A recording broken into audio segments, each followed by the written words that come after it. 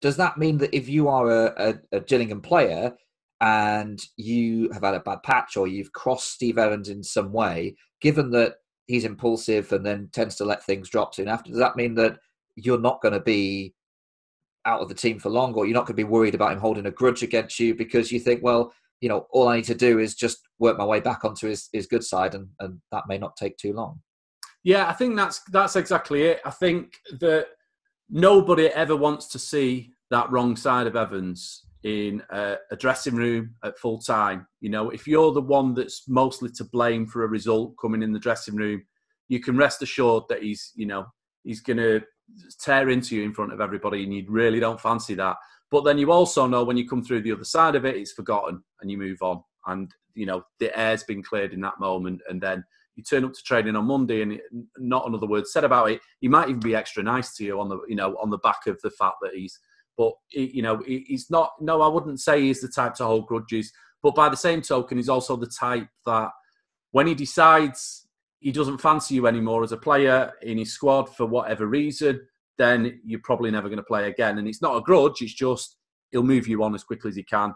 And I think managers of this type tend to have a high turnover of players for that reason, because I think it can be quite exhausting for players and the techniques don't necessarily work indefinitely.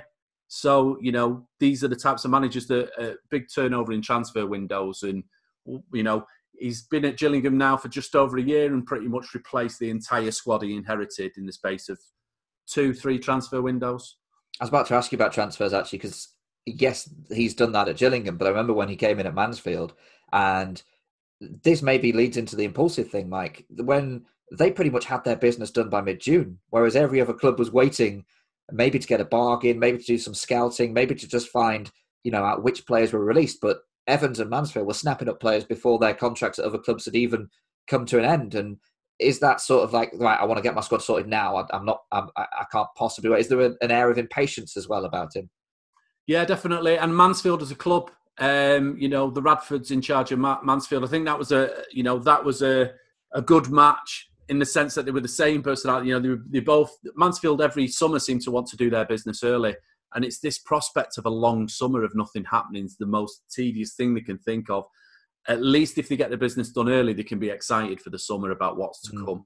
And that's very much the Evans way. He's a type of manager that gets very bored very easily. And if he sees something going stale, the first sign of something going stale, he's got to change it up. He can't just stand by and watch something, plateau and not keep moving forward. And, and turnover of players is all part of that.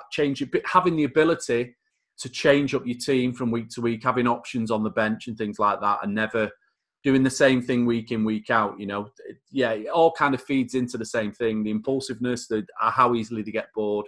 Adrenaline junkies, basically.